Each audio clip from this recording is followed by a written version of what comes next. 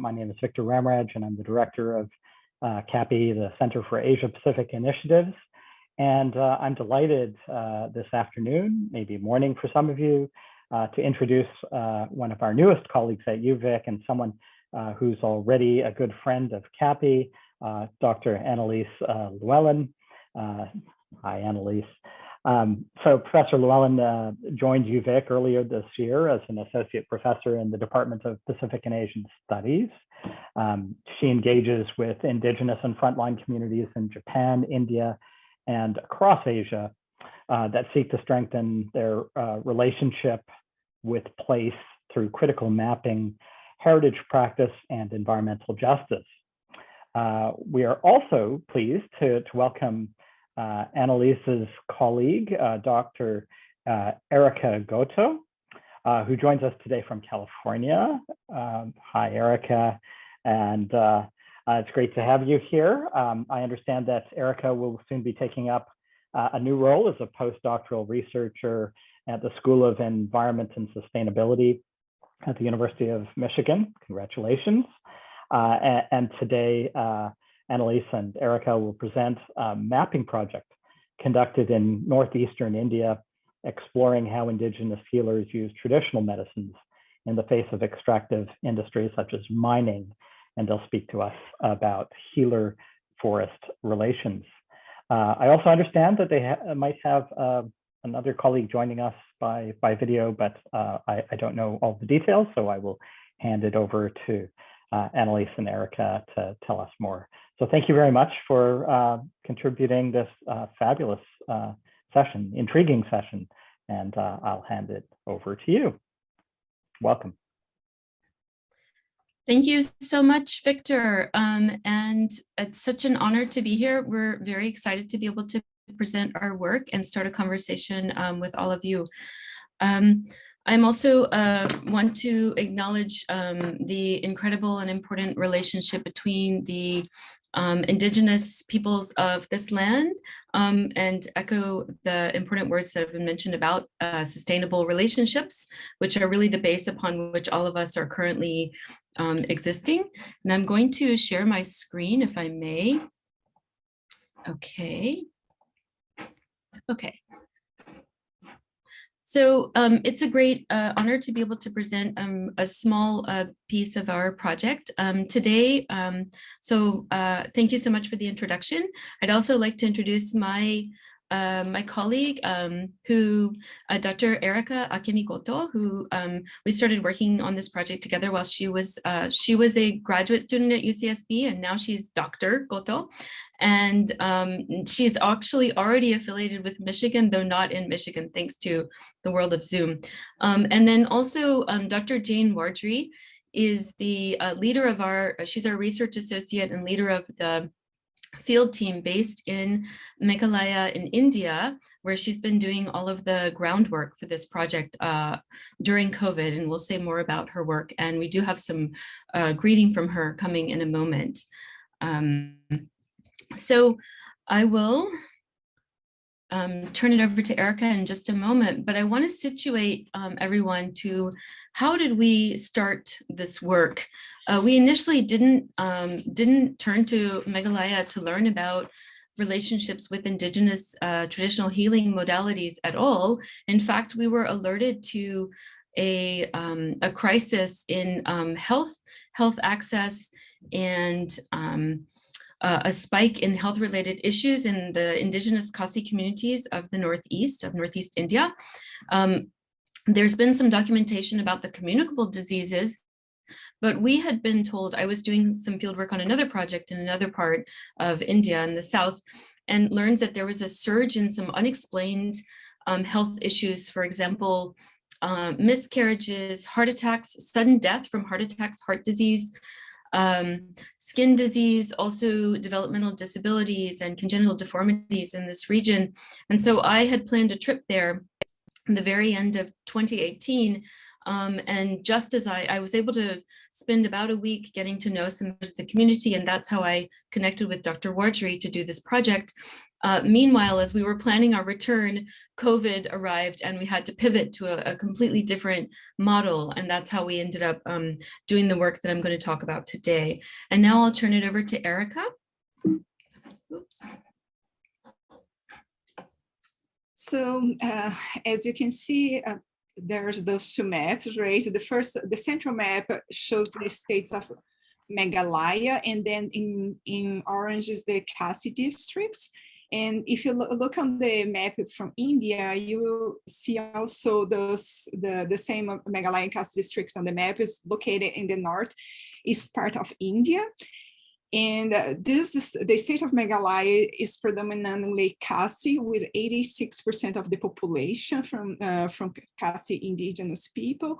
And then, but also there's other indigenous groups like Garos and Gentias. And the northeast region of India is important historically, as those states the majority of the states are predominantly indigenous states, and many of which they have like the rights of regarding sovereignty or partial sovereignty, and they can refuse land acquisitions and other development projects if the community think that it's not going to benefit them. So, in this sense, or like in terms of the project, we started like the idea of looking to this region and looking to the spatial distribution of those health issues, and that also we are kind of interested in understand the relationship between those health issues and the undertaking activities that happens on those regions. So, and different from mainland India, where health research has been done, there's very few studies to understand the different health issues in the Meghalaya in the Khasi district. Okay. Sorry, I'm trying to advance the slide there. Okay, so here also in the top map, we can see Meghalaya, the Khasi districts, and then those black dots are the villages that we have been working with. And then the other map on the right, you can see the locations of the different villages that we start to do our work. Okay. Sorry. Okay. Okay, so in terms of the sustainable development goals, through the work we have been developing in the region and the challenges that we learn that the community have been dealing, like in terms of a few medical facilities and the impacting the environment and also in their community due to the implementation of development regimes that Annalise are going to talk more. We recognize 5 SDGs that are most in need to be addressed in this region. So the first one would be good health and well-being. The second one, clean water and sanitation. The third, decent work and economic growth. And then reduce inequality, and lastly, sustainable cities and communities. Here, this table is mainly situating the health facilities in Meghalaya state and the region that we have been working, Southwest Khasi Hills. So this data is from 2021, and we have here 3 main health types of facility: the community health centers, the primary health centers, and the sub-centers. So the community health centers, they are a little bit larger, and they can be considered like the district hospital, and they offer like more specialized medicine and also surgery. So usually they have some regular doctors and usually 4 specialists. But as you can see, like Meghalaya has a total of 30, and the Southwest Khasi Hills just 1. And then the primary health centers, they are smaller and they basically have 1 doctor. Meghalaya state has 110, and the Southwest Khasi Hills just 4. And then the sub-centers, they are not medical facilities, but they work as a bridge between the primary health center. So basically, the person that works there can refer the resident to the PHC. So in Meghalaya, we have number of 450, and in Southwest Hills 19. Next one. So this is just the map illustrating where those medical facilities are located in the Khasi districts, and then in the box is the area that we have been working. As you can see, like you will see more green dots that are the subcenter, and then a bit less red dots that are the primary health centers, and then even less the orange ones that is community health center. So for the region that we have working, we have one CHC located in Meghalaya with 5 doctors, and then 4 PHC. One PHC in Hanikor has 3 doctors, and all the others has just 1. So the ratio between the population and the doctors is 1 medical doctor per 30,636 people. And then, as ann-elise was mentioned about the COVID hitting, and so we were also, as that happened, we were interested to understand what were the strategies that Khasi people were doing to prevent of COVID, considering all this lack of a health facility that I just presented. So we went to the community and asked those questions. So actually, we talking about Jane and her research team. So actually, they went to the communities. They visited 7 villages during this time between June and August of 2020, and they talked with the village leader. And then together with that, they also distributed 3,000 masks and some food grains to some communities in more need.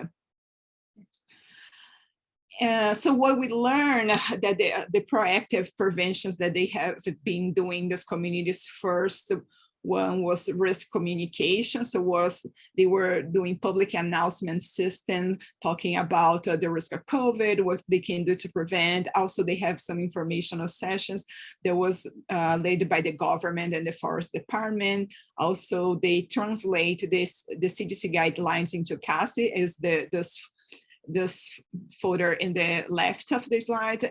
And then they had also travel restrictions initiatives, like they have local lockdowns, travel passes, market was opening just for a few hours, 2 hours, public transportation, they reduced like the number of capacities, so basically in half, but they doubled the price. And then people just could leave the village if they have some special medical need, otherwise they could not. And then there was also facial masks and food distribution by both government and non-government agency. And if they were coming from out of state, they had to quarantine for 28 days. And then, or if they were coming from in-state, they would stay 14 days in quarantine. So. And this is the video that Jane is going to talk about after what she did in the field, and you can hear from her a little bit more.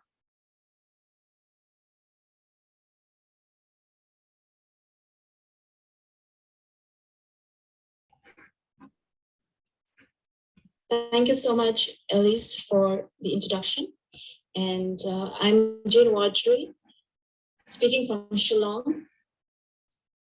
I would like to introduce about the traditional village institutions playing a major role during the pandemic, and about the Khasi traditional healers.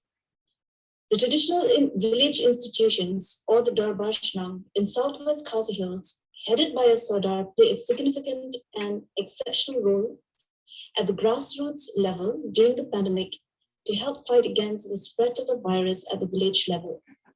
These traditional institutions voluntarily work 24/7 to make sure that the rules and regulations of the government were followed strictly by the people within each village during the lockdowns. The Darbar Shnang volunteered to arrange the quarantine centers for people coming from outside the state and from different districts. They monitored the movement of people from one village to another and people are not allowed to move out of their village unless they had a specific reason. Only vehicles with a car pass obtained from the district administrations were allowed to pass through or enter a village. The Darbar now regulated the opening of ration shops and essential commodities shops with strict adherence to the government's guidelines. Timely dissemination of information is very important during this COVID time of crisis. Therefore, the Darbar Shnang, who have their own PA system, they are making announcements through the PA systems. They use to inform people about what shops would be open and other important official information to minimize the spread of rumors, confusions, and panic among the people. The challenges of the Darbar Shnangs and the people in these remote villages, especially the poor families, are tremendous during the pandemic. In India, a nationwide lockdown was announced on 25th March 2020, very suddenly at 8 p.m. No one had the time to prepare with food and other supplies, and it was very surprising for people. And only very wealthy families had enough food stored to be able to stay at home for 3 weeks without going to the market. Because people were not allowed to work outside during lockdowns, they lost their source of income and they could not leave their homes to buy food for a long period. Transportation became very expensive because the taxis had to reduce their capacity for physical distancing. Therefore, people in remote areas of our state had very little cash, and the grains and dry foods were depleted quickly, so they needed food aid. Many volunteer groups helped to support these communities. And during this time of crisis, besides the government, there were NGOs and other groups of volunteers to distribute food grains to the poorest families in Southwest Khasi Hills. And one of the organizations that have extended great support is the Khasi Students Union, Southwest Khasi Hills. The union has contributed food grains to around 1,400 families.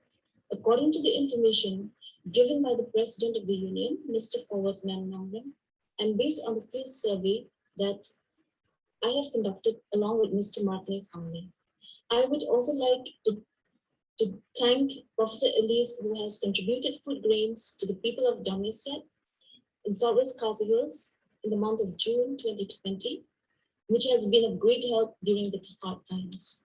And a special thank to the University of California, Santa Barbara for extending support for the people of very remote villages in Southwest Khasi Hills to be able to distribute face masks and educational materials on how to prevent the spread of the virus.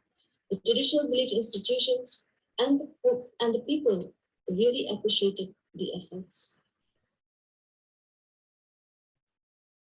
Besides these great efforts of the government and traditional village institutions during the COVID-19 crisis, I would like to introduce a very powerful tool that we came to learn about the people themselves from was Dawai Khasi or traditional medicine. To learn more about this powerful tool, we visited the traditional healers to hear how they are using Dawai Khasi to help our people stay resilient and healthy from COVID. We also learned about the long history of our ancestral knowledge being preserved and the forest and the mountain areas that also must be managed very carefully in order to continue this knowledge for our healers, their ancestors, and the people seeking medical treatment. I would just like to share in brief about how our team came about the idea of interviewing the Khasi traditional healers. It all started when we were conducting the field surveys in remote villages in Southwest Khasi Hills on COVID responses. When we did the field survey in Untitled, we happened to enter a tea shop. The shop owner saw us using a hand sanitizer, so she came to us with a bottle in her hand and she introduced to us the Dawai Khasi or the Dawai Kinbat, which they used as a hand sanitizer. So we were amazed about the traditional indigenous knowledge that the shop owner shared with us. And when we tried to ask her from where she got the medicinal herbs, she told us that it was prepared by Miss Gladys Collier, a 65-year-old Khasi traditional healer from Untitled. So on that day itself, we visited Gladys and we were really inspired by her gifted talent as we witnessed patients coming to her for various disease treatment. So later we shared this with Professor Elise, the project coordinator, about what we found in the field, and she was really interested. And later she came up with the idea to interview the Khasi traditional healers. So we interviewed Miss Gladys Pallier, a beloved healer in the village of Undolmen, and an important part of Miss Gladys' work is tending her family's sacred grove and caring for the plants in this protected forest. Then we visited Mr. Brodar Marshalong from Markulan village. He has 30 years of experience as a traditional healer and taught us about the repercussions of not respecting the relationship with the forest. And we visited Dr. Boss Maitong, a traditional healer of 30 years experience. Dr. Boss dedicated himself to this practice after he recovered from a debilitating heart condition through taking Dawai Khasi medicines. This experience inspired him to focus on this traditional knowledge to help treat others. All the three traditional healers draw from the indigenous knowledge and medicinal plants from the protected forests known as sacred groves, as well as from the regular forest and their own gardens to treat diseases like skin burns, broken bones, food poisoning, and even cancer and other serious diseases like HIV. Because of the pressures to expand the industrial sector and other economic sectors over the past 30 years, the mining activities and cash crop economy has expanded in our home state of Meghalaya. This has brought more deforestation. When the forests are disappearing, it directly impacts the practice of traditional medicines because many medicinal plants may only be found in the forest and cannot be grown in healers' home gardens. This means that many of the urgently needed medicines are no longer available for treating many diseases. Sorry. Okay. So hopefully you've got some sense about what traditional Khasi medicine or Dawai Khasi is about. And we want to let the healers tell you in their own words about the work that they do. I want to highlight the fact that this is a medically underserved, really subject to medical inequality region of a very remote part already of India. So we were really struck by our concern about what would happen if COVID really reached this region and just started, kind of spreading like wildfire. What would happen? We were very worried about this, and so with that concern, we wanted to understand what capacity had been built or was available in terms of helping the community support, boost immunity, support resilience, build resilience into the communities, into the village level themselves. And what we essentially found from these healers and from the work that Jane and our team did is that Dawai Khasi actually is filling a really critical gap. There's a huge need in these regions, as we've demonstrated with the map, the sort of the blank notion of that sort of square on the left side of the map, that's quite depleted in terms or medical facilities being largely unavailable. But the other thing that we learned about is this very deep reciprocal relationship between the indigenous Khasi healers and the forest, and the important work they do to actually support biodiversity. So now we're going to hear from the healers themselves.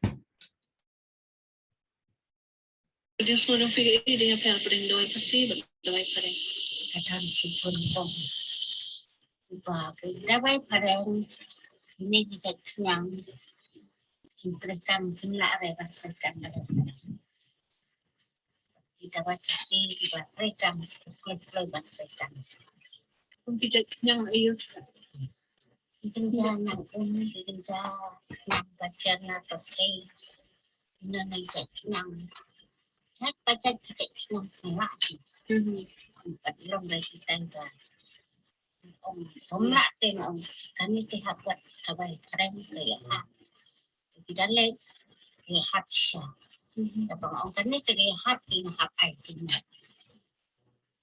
Itu dia yang barak aku. Just want to feel. And this is Mr. Bob Brodar Marshalong, who is another healer that we spoke with. Jadi sudah melakukan itu semua. Nuko niya sumar niya kinikiba musang.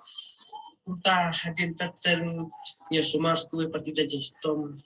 Pabun hagin kita jistom ba kadba kisni kinang ni for one. Kita jistom kinang ni away din ko. Tiya sumar ni kita jistom away din ko. Nama kini kita jawai kasi ba ni kan don bun caitan sumar. Wah berapa betul. Untuk tahu uang kontak uang dulu di jistom. Iya, jadi kita sistem lo. Iya, kau ada sistem, dah kau ada cek tempat. Kau ada sistem dah cek tempat. Haduk bertanya semua kalau baru di cek sistem yang semua lo. Bah, kau bah wan hang lebarnya bah wan apa? Bah sistem lo. Jadi bah iya sistem dah mau. So kini kita sistem bah wan apa? Kamu pun wan barnya. Kini bah duduk lain. Mat kini ke sistem sini sebelum lagi wan banyak mat kini ke yo kansa ada batai kemudian kini ke sistem kansa kalau kemudian mat kini ke yo kansa kalau bagi dawan apa kuar bedal plastik tidak jembaro nih kini ke bala pelatika plastik kalau poeta suka plastik tangkap tuh pada itu aja dari kelompok Asia kata sama semua jadi sistem hukum itu. So now I want to tell you a little bit about, despite this incredible, really wealth of knowledge and the important work that Indigenous healers especially, but also residents of many of the villages have been trying to do to keep the forests, to sustain the forests and sustain the relationship that they had with the forests. There's been, in the last 30 years, 40 years, there's been a tremendous amount of pressure in terms of economic development strategies that were well-intentioned. The design was to lift people in rural areas out of poverty and begin providing various kinds of infrastructure. But the result has actually been to essentially increase poverty and increase reliance on a cash economy. And I'll say a little bit about that. So I'm going to walk you through three different components of the ways that the development process has impacted these communities. So initially, there's an introduction of a cash crop here on the left known as broomgrass. There's also a process of rotation, crop rotation, Swidden agriculture used to clear the land to create space to plant the broomgrass. And the slide on the bottom is actually after the mountainside has been burned. There's also a process of burning the mountainside to create charcoal. So that's another thing that's happening, and another sort of key piece of the kind of the economy, the local economy. But you can see what's happened to the mountainsides. The broomgrass has essentially stripped the mountainsides bare in some areas, as you can see with the sort of stark contrast between the wooded area and the sort of broomgrass growing area here. And then this is our healer, Miss Paliar, Gladys Paliar, in her garden. So now I'll let Miss Paliar, so Con Gladys and Mr. Brodar tell you in their own words about the changes they've witnessed in the forest during their time.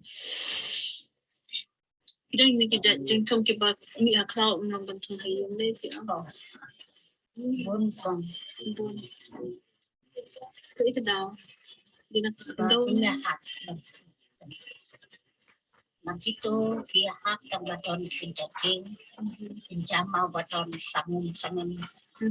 Itu. Jadi kita baik punya hak kincau dalam rak pengakar, dia hak tam kau. Itu kan kau sal, kau ya batu nama. Ini kau tak, ini korban. Terkong di kau di waktu itu kincacing, kau hadu. Baik kita baik kerja, kalau kita baik kita bila peraturan bagi rep selang itu pakai lu kiting, apapun batu kita baik kita paham, ya so kan kita baik Untuk koi di mempencet hunting dan ancengan. Jika kau baca senang pun deke sudut kai di kenjara waiba dan aku kau ni. Legan tu baru ubah. Dan patega ya hak tu nak bukan. Jahan, ikan jakit.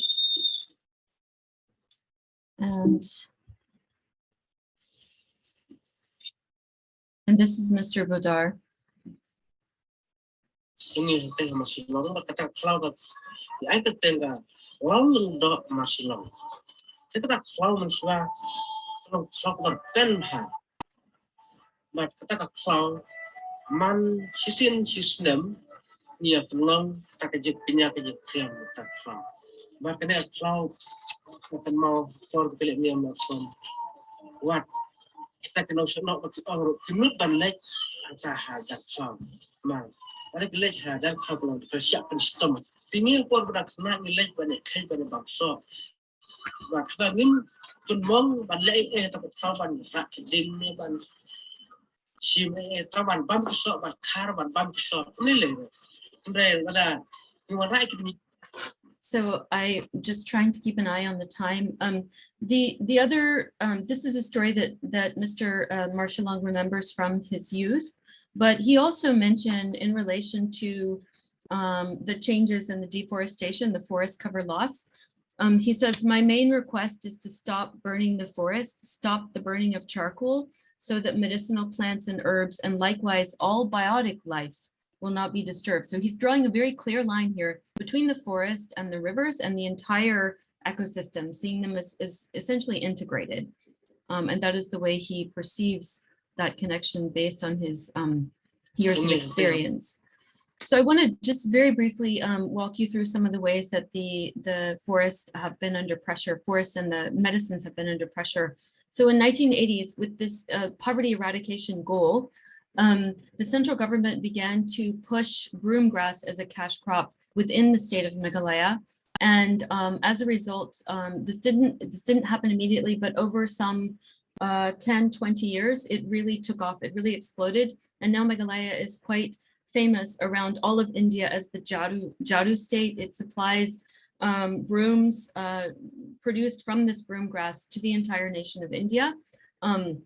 In addition to the broomgrass, the state has been expanding its mining operations, extractive industries in recent years, both coal and limestone. And really important to note, those of you who are familiar with India may recognize that there have been several really horrific mining accidents in recent years. The particular type of mining that takes place in Meghalaya is known as rat hole mining, where they dig a giant sort of tunnel into the ground, and then they have these horizontal or very slender mine shafts that are so tiny that only children can crawl into them. So there's a lot of child labor. So there's sort of labor violations as well as environmental impacts that are emerging from this this type of mining.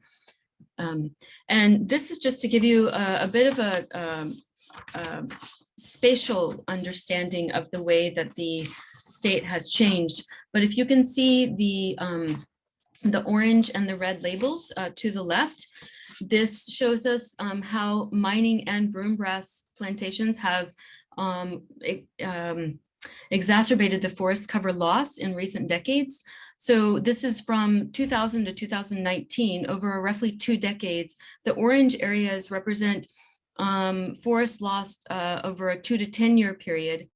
And then the red areas represent locations where at least 10 years, where forest loss has been occurring for at least 10 years or more. So you can see that very much the impact on the state is really across the entire, not only this region, but really across the entire state is being impacted by these environmental practices, and the ecosystem is suffering very much. And during the period that was about 20 years before this, so from 1979 to 1999, the production of broomgrass increased 53%, from 194 metric tons to 10,000 metric tons. So this is a massive increase, and it had serious repercussions for the state. What does this mean?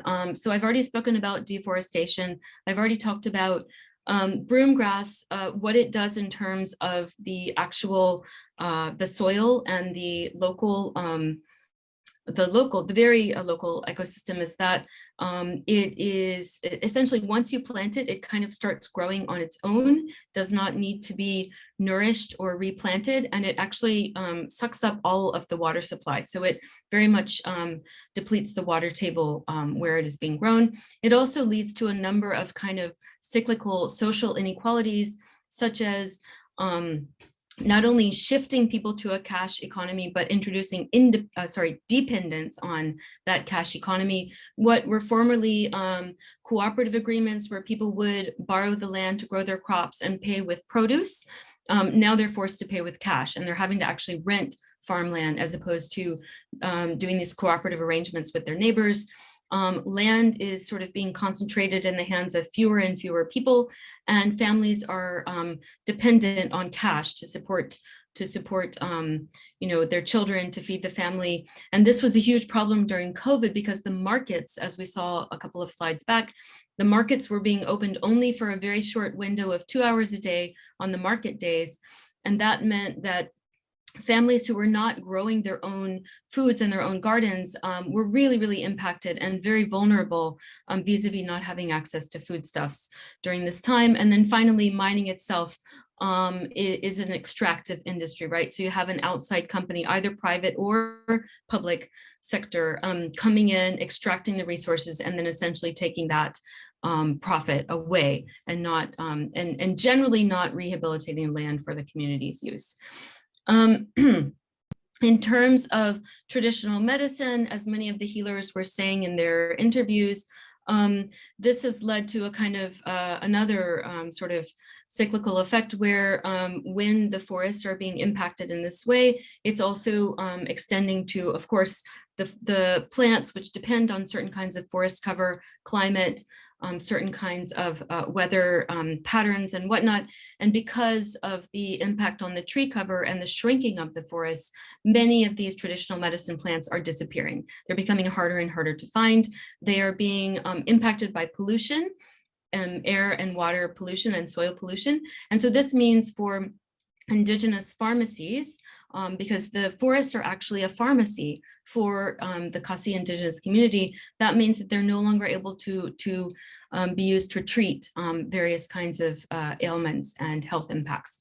So to wrap up, in order to achieve the SDGs here in this in Meghalaya and in northeastern India, we need to really listen to the voices of Khasi people, especially Khasi people who've been engaging in this long sort of feedback loop, right, based relationship with the forest, reciprocal relationship with the forests, who have tended these forests and ensured this biodiversity in this region for many centuries. Based on what we've seen happening in the last 30, 40 years, we have this new phenomenon of resource colonialism, often in the name of development, which is in fact introducing a dependence on the cash economy, dependence on food imports. And now because, in the cases where the indigenous pharmacies are being impacted, now communities are needing to turn to Western medicine and Western hospitals, which the infrastructure for which is not there. It is not present in their communities. So it is really introducing a problem when the traditional healers are unable to collect, unable to gather the medicines in the forests. If we think about forests, or if we think about the role that forests play in the communities, they're really integrated as part of the infrastructure of all life in these regions. They provide livelihood for communities in terms of forest products. They also are connected to the water supply, to ensuring a clean, safe water supply. And of course, they serve as pharmacies for the Khasi people, among many, many other ways that they are part of Khasi life. And so we argue, in conclusion, we hope that you can get some insight to how these forests and the ecosystems that are part of that extended forest system are a critical infrastructure for Khasi health. They are integral to ecosystem health for the entire state of Meghalaya, and I would argue that they are really contributing to all of India, as well as Bhutan, Nepal, Bangladesh, and the surrounding communities in the South Asian subcontinent. And finally, we would just argue that poverty reduction cannot be a goal if you're trying to carry it out on land that has been stripped of its nutrients. If the land is impoverished, you cannot get rid of the poverty. And so you need to flip that around and think about how do you nourish the forests as a way of nourishing the people and ensuring health in order to work towards a sustainable approach to addressing poverty and all of the other challenges, the health inequality related challenges that come in these regions of the Northeast. So Kublai Shibun, I'd like to say a big thanks to our wonderful healers who shared with us their knowledge, as well as the village leaders who were so generous with their time. And then finally, our field team, Dr. Warjri, Mr. Nongaram, and Mr. Tongi in the Southwest Khasi region. Thank you.